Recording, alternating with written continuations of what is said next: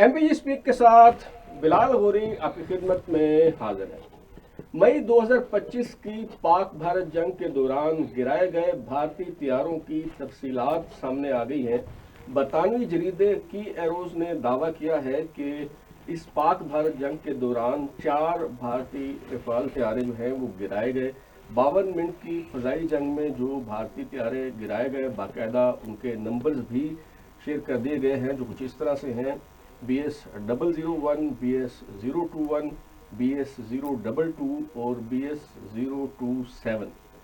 दूसरा अहम मौजू ये है कि आज अंसार अब्बासी साहब की जंग अखबार में एक स्टोरी शाये हुई है, जिसमें उन्होंने कहा है कि 9 मई के वाक़यात के हवाले से वफाकी वज़रा ये दावा कर रहे हैं कि ये वाक़यात जो हैं इसमें साबिक DGISI लेफ्टिनेंट जनरल रिटायर्ड फैज़ हमीद और साबिक वज़ीर-ए-आज़म इमरान खान का गठजोड़ था, मगर ISPR ने ऐसी कोई बात नहीं की। ये दावा किया गया है इस स्टोरी में। तो हकीकत क्या है और आगे चलकर यह मामला क्या रुख अख्तियार कर सकता है अगर इन वाक़यात की तहकीकात होती हैं, तो कौन कौन इसकी जद में आएगा, इस पे हम बात करेंगे। और तीसरा अहम मौजू ये है कि जैली डिग्री स्कैंडल पे इस्लामाबाद हाई कोर्ट के जज जस्टिस तारिक जहांगीरी के गिर्द घेरा तंग हो रहा है, तो क्या वो इस्तीफ़ा देंगे या इस मामले का जो है वो क्या मंतकी अंजाम होगा, इस पर भी हम बात करेंगे।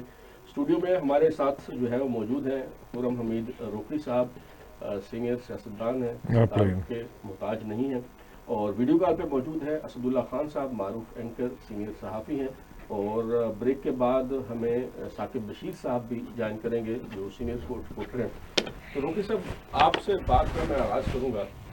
अंसार अब्बासी साहब की जो स्टोरी शाये हुई है उसमें उन्होंने दावा किया कि ISPR ने ऐसी कोई बात नहीं की कि 9 मई के वाक़यात के हवाले से इमरान खान और फैज़ हमीद का गठजोड़ था, जबकि जो प्रेस रिलीज़ थी, ये अभी जो प्रेस रिलीज़ आई उसमें बड़ा वाज़े था कि सज़ा याफ्ता शख्स की बात सियासी अनासर के साथ मिलकर मफाद परस्ताना सियासी इंतशार और अदम इस्तेहकाम पैदा करने में मुबैना शमूलियत और चंद दीगर मामलात को अलहदा से देखा जा रहा है। और फिर थोड़ा सा पीछे अगर जाएँ, जो दिसंबर 2024 में जब चार्जशीट किया गया था फैज़ हमीद को, तब भी प्रेस रिलीज में कहा गया था कि involvement of lieutenant general Faiz Hamid in events related to creating agitation and unrest leading up to multiple incidents, including but not limited to 9 May 2023 incident for fomenting instability at the behest of and in collusion with vested political interest, is also being separately investigated. तो ये जो दो note थे press release में, दिसंबर वाली और अब वाली, क्या उससे वाज़े नहीं होता कि ये गठजोड़ था इमरान खान और गठजोड़ तो 100% था। वाज़े क्या होना, एक चीज़ एग्जिस्ट करती है, यानी अगर ये गठजोड़ नहीं है तो फिर तो कुछ भी नहीं है ना, था यही गठजोड़। और वो जो किंग्स काउंसिल थी उसके में तो यही गठजोड़ था और एवरीबॉडी नोज कि ये गठजोड़ था। असल चीज़ ये है कि इंतशारी सियासत और अदम इस्तेहकाम की तरफ रियासत को लेके जाना, इशू ये है। आप किसी प्रोग्रेसिव काम के लिए, अच्छे काम के लिए अगर किसी भी मकाम पर बैठकर, अगर आपकी वो ड्यूटी नहीं भी है, हमारे पाकिस्तान में तो बहुत सारी चीज़ें चल जाती हैं, लेकिन कुछ मकामात ऐसे हैं कि वो आइनी मकामात हैं, उनका एक काम है करना। हमारी तरफ तो हम कई दफ़ा जुडिशरी को भी लेके चले जाते हैं, इंटरनेशनल जो बड़े बड़े फैसले हैं या बड़ी बड़ी चीज़ें। एक मैंने वाक़या पढ़ा कि एक जस्टिस ने एक ऐसे बंदे को रिकमेंड किया इंटेलिजेंस एजेंसी के लिए जो कि एक फेक कार्ड बना के आया था, और वो सारे परेशान हो गए कि इतना ज़बरदस्त कार्ड। तो उसने कहा यार तुम्हें यहाँ पे नहीं होना चाहिए, तुम्हें एजेंसी, और उस बंदे ने, वो बाद में इस पूरे रीजन का डायरेक्टर रिटायर्ड हुआ।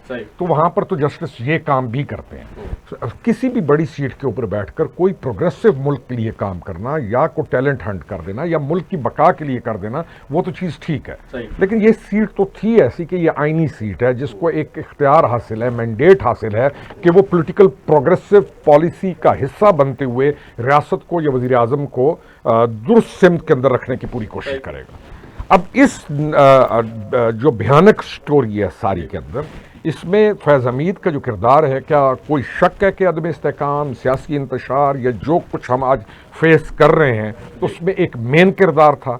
اور ہاں یہ ضرور نظر آ رہا ہے کہ آنے والے دنوں کے اندر اس سمت کے اندر چیز جائے گی. وہ ہوتا ہے نا کئی دفعہ آپ کام نہیں بھی کرنا چاہ رہے ہوتے تو اللہ تعالیٰ کی طرف سے کچھ چیزیں جب کھلتی ہیں تو آپ کو ایک چیز کھلتی ہے تو دوسری کھلتی ہے تو تیسری تو اس طرف تو جائے گی.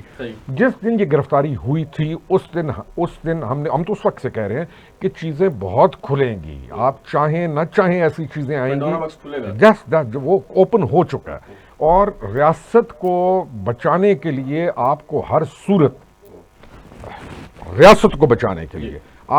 صورت اسٹرانگ ایکشنز لینے چاہیے, لینے پڑیں گے. نہیں تو جس سٹیج تک ہم پہنچ چکے ہیں یا جو کرائسس گزر چکا ہے یا جو کیوس جاری ہے یا جو پتہ نہیں کیا کچھ کون کیا کرنا چاہ رہا تھا اس ریاست کے ساتھ, تو میرے خیال میں اب ڈھکا چھپا کچھ نہیں, ایوری باڈی نوز. اور یہ عدم سیاسی انتشار اور عدم استحکام کے جو کیسز ہیں ڈیفینیٹلی آئی سی کہ یہ آنے ہیں اور 9 میں اور یہ ساری چیزیں لنک ہوں گی. یہ کیس ختم نہیں ہوا, یہ سزا میں یہ برملا اعلان کرتا ہوں یا کہتا ہوں کہ یہ کیس شروع ہوا ہے, ختم نہیں ہوا. دس از واٹ آئی تھنک. اچھا اسد, یہ بتائیے گا کہ یہ جو سابق ڈی جی آئی SI لیفٹیننٹ جنرل فیض حمید سے متعلقہ معاملات ہیں, جب ہم بات کرتے ہیں کہ یہ معاملہ آگے بڑھے گا تو اس پہ 2 طرح کی آراء پائی جاتی ہیں. ایک رائے یہ ہے کہ جی جو بھی ایز ڈی جی آئی SI وہ کر رہے تھے یا اس سے پہلے DGC کے طور پہ وہ کر رہے تھے تو وہ اس وقت کے army chief general Qamar Javed Bajwa کے کہنے پہ کر رہے تھے اور وہ یہ دفاع ضرور لیں گے. دوسری رائے یہ پائی جاتی ہے کہ اگر آئینی طور پہ آپ بات کریں تو DGI SI جو ہوتا ہے وہ وزیر اعظم کے ماتحت ہوتا ہے, تو وہ یہ دفاع نہیں لے سکتے کہ میں جو کچھ کر رہا تھا آرمی چیف کے کہنے پہ کر رہا تھا. اس پہ جو عمران خان صاحب ہیں انہیں ذمہ دار ٹھہرایا جا سکتا ہے, انہیں کٹہرے میں لایا جا سکتا ہے مستقبل میں. تو آپ کیا سمجھتے ہیں؟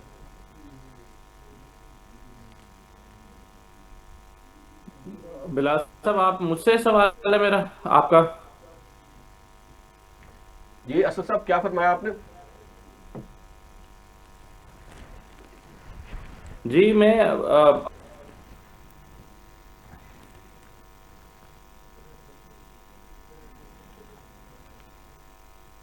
جی اسد بولیے, آپ کی آواز آ رہی.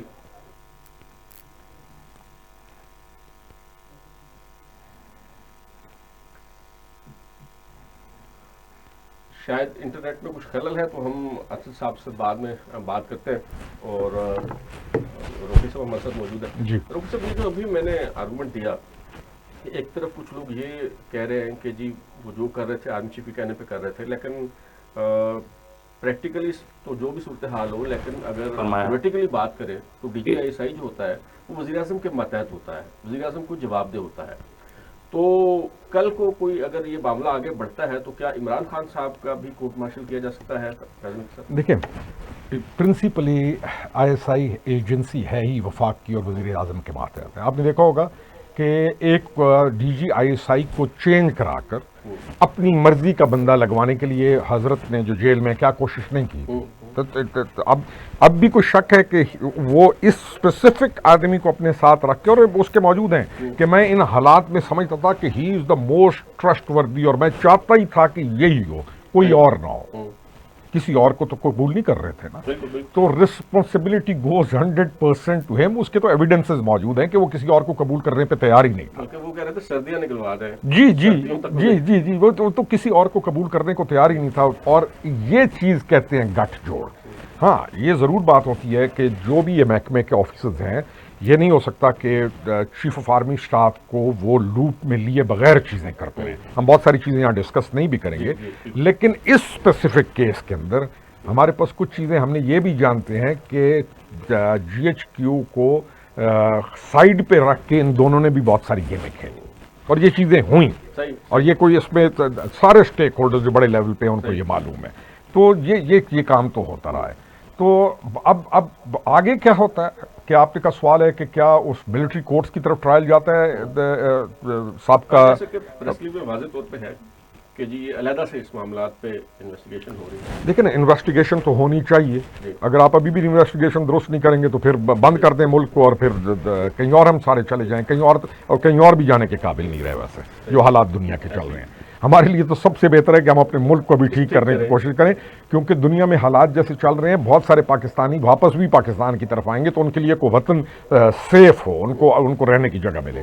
دیکھیں نان میں ہے یا یہ جو انتشار ہے اس کے ایویڈنسز موجود ہیں. آپ کا یہ جو میں ابھی بھی کہیں بیٹھا تھا تو انہوں نے کہا کہ ملٹری ٹرائل، میں نے کہا ملٹری ٹرائل کا آپ کو اور مجھے کیا ایشو ہے؟ ملٹری ٹرائل کا تو ایشو اس کو ہے جو کہ پاکستان کے دفاعی اداروں کے اوپر جا کر حملے کرتا ہے، حملے کراتا ہے، انسائٹ کرتا ہے، آگ لگاتا ہے. تو اس کا ٹرائل کسی تحصیلدار کے پاس تو جانا نہیں ہے. اگر میں نے اس کو یہ مثال دی کہ اللہ معاف کرے میں آپ کے ٹی وی اسٹوڈیو میں بیٹھوں اور کیمرہ توڑ دوں جانتے بوجھتے ہوئے اور آپ منع کرو میں دوسرا بھی توڑ دوں تو آپ پولیس کو کریں گے نا شکایت. جب عمران خان صاحب وزیر اعظم تھے ان کے دور میں 27 سویلینز کا ملٹری کورٹ میں ٹرائل ہوا، انہیں سزائیں ہوئیں. غوری صاحب بلکہ اس وقت تو سب ٹھیک تھا. غوری صاحب فضائل ذرا اس وقت کے سنیے ملٹری ٹرائل کو. وہ ایک نوجوان ہے وہ لڑکا سوات والا جو وزیر مواصلات بھی رہا ہے، آپ کیا نام کیا ہے اس کا، وہ اینی وے اس کے مراد سعید، اس کے ذرا بیانات سنیے اور فضائل سنیے ملٹری ٹرائلز کے. یعنی ملٹری ٹرائلز کے حق میں دلیلیں فضائل بیان کرنا انہی تمام کا سنیے.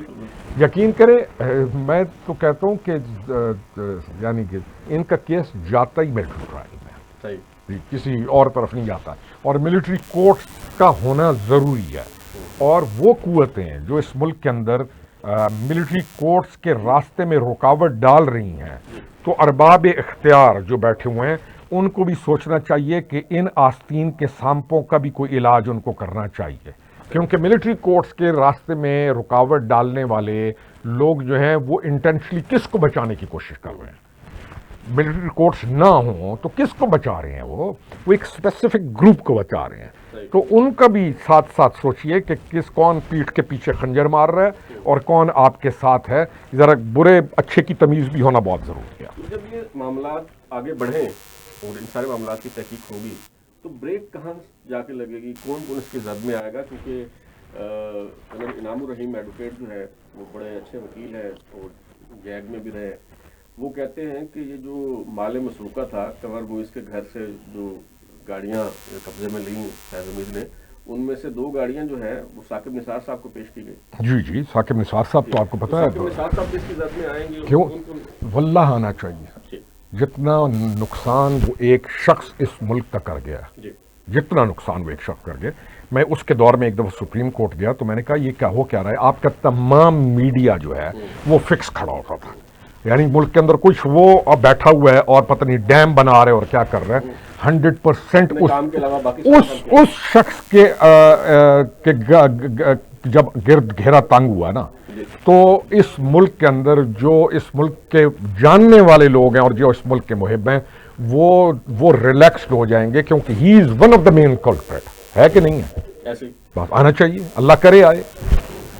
یعنی جو بندہ اور وہ جو کرو صاحب کہہ رہے ہیں نا انعام صاحب، میں ان کی بات کو ڈینائی نہیں کرتا ہوں. اور یہ گاڑی جو انسان اس عہدے کے اوپر بیٹھ کے ایک بزنس مین کے گھر سے لوٹی ہوئی گاڑی کو بھی نہ چھوڑے، اور یار تم ایسے کو تو ڈبل پنشمنٹ دینی چاہیے. لیکن وہ پھر میجر جنرل سے لیفٹیننٹ جنرل پروموٹ ہوا، وہ جی ایچ کیو میں ایڈجوٹنٹ جنرل تعینات ہوا، ڈی جی آئی بنا. جی جناب. تو اس پہ ہم بات کریں گے. یہاں پہ لیتے ہیں مختصر سا وقفہ اور وقفے کے بعد دوبارہ آپ کی خدمت میں حاضر ہوتے ہیں.